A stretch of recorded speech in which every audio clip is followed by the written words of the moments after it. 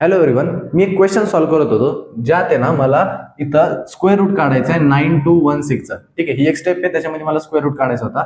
तर त्याची एक ट्रिक असते, त्याच्यामुळे मला वाटतं तुम्हाला सांगावं. ठीक आहे, बघा ट्रिक काय आहे. 9216 हा नंबर होता, याचा मला स्क्वेअर रूट काढायचा आहे. ठीक आहे, तर मी काय करणार, याचे दोन पार्ट करणार आणि हे चेक करणार की असा कोणता नंबर आहे ज्याचा स्क्वेअर केल्यावरती युनिट प्लेसला 6 येईल. बघा, तर इथं 1 to 10 मी काय लिहिलेत, स्क्वेअर रूट लिहिलेत, स्क्वेअर्स लिहिलेत आणि त्याच्यानंतर बघा आता 36 आहे, ज्याच्या लास्टला 6 येतोय आणि त्याच्यानंतर अजून 16 आहे, ज्याच्या लास्टला 6 येतोय. असे दोन नंबर आहेत. तर माझ्या युनिट प्लेसला एक तर आहे ना 4 असू शकतो किंवा 6 असू शकतो. ठीक आहे, एवढं कळालं. युनिट प्लेस कसा ओळखायचा, इथं बघायचं ज्यांचे लास्टला 6 आहे ते दोन्ही ते लिहून घेतले. आता या नंबरकडे या.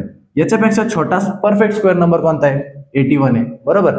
तर 81 कशाचा स्क्वेअर आहे? 9चा. तर आपला आन्सर एक तर 94 असेल किंवा 96. आता ते पण तुम्हाला न मल्टिप्लाय करता कसं ओळखायचं बघा.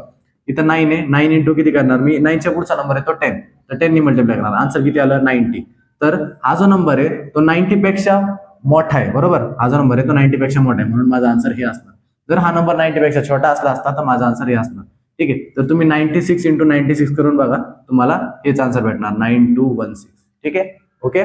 तर मी तुम्हाला अजून एक एक्झाम्पल देतो, ते तुम्ही सॉल्व्ह करा आणि मग मला कमेंटमध्ये आन्सर सांगायचं. ठीक आहे, सेम याच मेथडने सॉल्व्ह करा.